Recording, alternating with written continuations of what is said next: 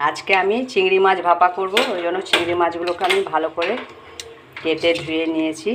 তারপর নুন হলুদ মেখে নিয়েছি ভালো করে।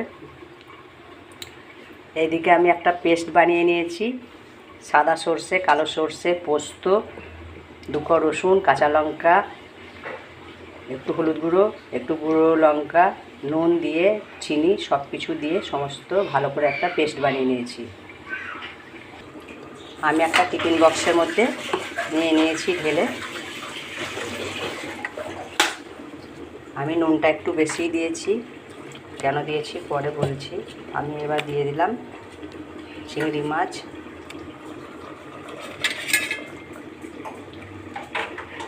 এরপর আমি দিলাম 2 চামচ টক দই। আমি টক দইয়ের জন্য নুনটা বেশি দিয়েছিলাম। এগুলো দিয়ে ভালো করে সমস্ত কিছু মেখে নিতে হবে।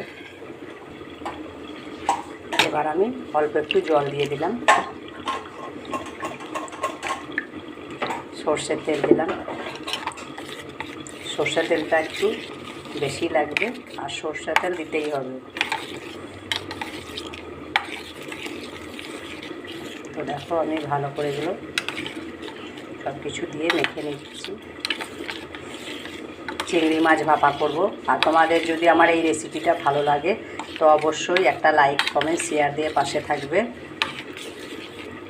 আর পাশের বটনটা আছে, বেলটা বাজিয়ে দিবে, যাতে নতুন কোনো ভিডিও বানালে তোমাদের কাছে আগে চলে আসে নোটিফিকেশানটা।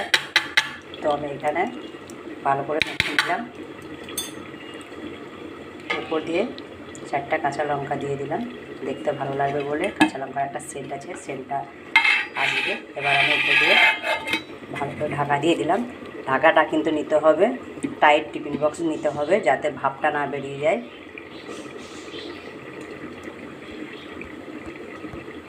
আমি এই সাইডে একটা ছড়ানো কড়াই বসিয়ে নিয়েছিলাম, দেখো ভাপানোর জন্য। আমি অল্প একটু জল দিয়েছি। এরপর আমি টিফিন বক্সটা বসিয়ে দিলাম। বক্সটা আমি ছড়ানো কড়াইয়ের মধ্যে বসিয়ে দিয়েছি। আমি 20 মিনিট পরে আবার আসবো, আমার 20 মিনিট পরে ভাপানো হয়ে যাবে। তোমাদের 20 মিনিট পরে ঢাকা খুলে আমি দেখাচ্ছি। আমি উপর থেকে দেখো একটা আর একটা দিয়েছি যাতে ভাপটা না বেরিয়ে যায়। আমি 15 মিনিট পরে ফিরে আসলাম, তোমাদের খুলে দেখাচ্ছি আমার কীভাবে ভাপানোটা হয়েছে, কত সুন্দর।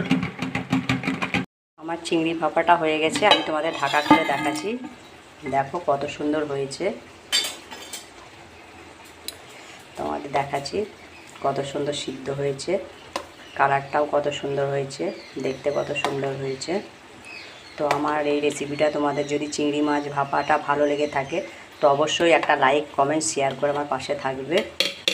ইউটিউব চ্যানেলটা আমার সাবস্ক্রাইব করে দেবে, পাশের বাটনটা বেলটা বাজিয়ে দেবে যাতে নতুন কোনো ভিডিও বানালে তোমাদের কাছে সবারই প্রথম আগে চলে যায়।